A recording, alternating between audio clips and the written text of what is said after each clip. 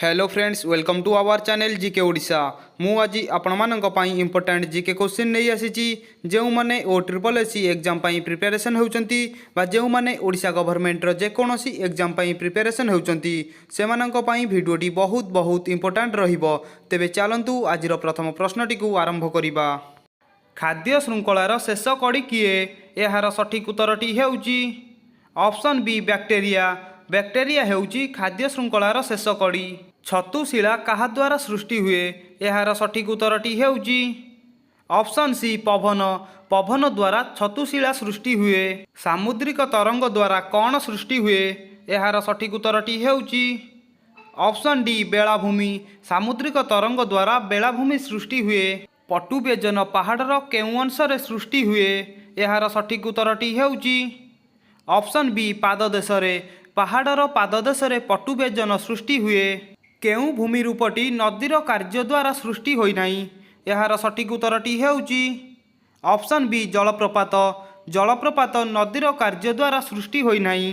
केउं महादेशटी गोंडवाना लैंडर अंतर्भुक्त नथिला? एहार सठिक उत्तरटी हेउची ऑप्शन डी एशिया। एशिया महादेशटी गोंडवाना लैंडर अंतर्भुक्त नथिला। अस्मर अर्थ कौन अटे? एहार सठिक उत्तरटी हेउची ऑप्शन सी शिला। अस्मर अर्थ हेउची शिला। अस्ममंडल भूपृष्ठरु प्राय केते गभीरता पर्यंत विस्तृत? एहार सठिक उत्तरटी हेउची ऑप्शन ए 200 किलोमीटर। 200 किलोमीटर पर्यंत अस्ममंडल भूपृष्ठरु गभीरता अटे। भूमिकंप केन्द्ररु केते प्रकारर तरंग सृष्टि होइथाए? एहार सठिक उत्तरटी हेउची ऑप्शन सी 3 प्रकार। भूमिकंप केन्द्ररु 3 प्रकारर तरंग सृष्टि होइथाए। केउठी एक द्वितीय श्रेणी भूमि रूप? एहार सठिक उत्तरटी हेउची ऑप्शन बी महिसोपान।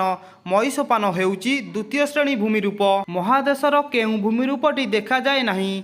एहार सठिक उत्तरटी आपण माने कमेंट बॉक्स रे दियंतु। वीडियोटी भलो लागिले चैनल को सब्सक्राइब कर दियंतु, लाइक कर दियंतु, शेयर भी कर दियंतु। चलंतु परवर्ती प्रश्नटी को आरंभ करिबा। केउठी एक तृतीय श्रेणी भूमि रूप नुहे? एहार सठिक उत्तरटी हेउची ऑप्शन डी मालभूमि। मालभूमि तृतीय श्रेणी भूमि रूप नुहे। केउठी बाह्य शक्तिर अंतर्भुक्त नुहे? एहार सठिक उत्तरटी हेउची ऑप्शन बी पर्वत गठन। पर्वत गठन रे बाह्य शक्तिर अंतर्भुक्त नुहे। केउं जलप्रपातटी पृथ्वीर उच्चतम जलप्रपात? एहार सठिक उत्तरटी हेउची ऑप्शन बी आंजेल। आंजेल जलप्रपातटी पृथ्वीर उच्चतम जलप्रपात। पर्वत गुड़िक मध्यरु केउं पर्वतटी एक स्तूप पर्वत अटे? एहार सठिक उत्तरटी हेउची ऑप्शन ए सातपुरा। सातपुरा पर्वतटी एक स्तूप पर्वत अटे। समुद्र पतनरु केते उच्चतार विस्तीर्ण भूमि को समतल भूमि कुहाजाए? एहार सठिक उत्तरटी हेउची ऑप्शन सी 300 मीटर बा कम। समुद्र पतनरु 300 मीटर बा कम उच्चतार विस्तीर्ण भूमि को समतल भूमि कुहाजाए। भूपृष्ठरे लाभा क्रमे जमा होई केउं पर्वत सृष्टि हुए? एहार सठिक उत्तरटी हेउची ऑप्शन बी आग्नेय पर्वत। भूपृष्ठरे लाभा क्रमे जमा होई आग्नेय पर्वत सृष्टि हुए। केउं नदीटी एक ग्रस्त उपत्यका देई प्रवाहित होईची? एहार सठिक उत्तरटी हेउची ऑप्शन बी नर्मदा। नर्मदा नदीटी एक ग्रस्त उपत्यका देई प्रवाहित होईची। अश्वक्षुराकृति हृद केउंठी देखा जाए? एहार सठिक उत्तरटी हेउची ऑप्शन बी नदी उपत्यका। अश्वक्षुराकृति हृद नदी उपत्यका रे देखा जाए। भूमिकंपर उत्पत्ति स्थल को कौन कुहाजाए? एहार सठिक उत्तरटी हेउची ऑप्शन डी केंद्र। भूमिकंपर उत्पत्ति स्थल को केंद्र कुहाजाए। वृष्टिपात केते प्रकारर अटे? एहार सठिक उत्तरटी हेउची ऑप्शन बी 3 प्रकार।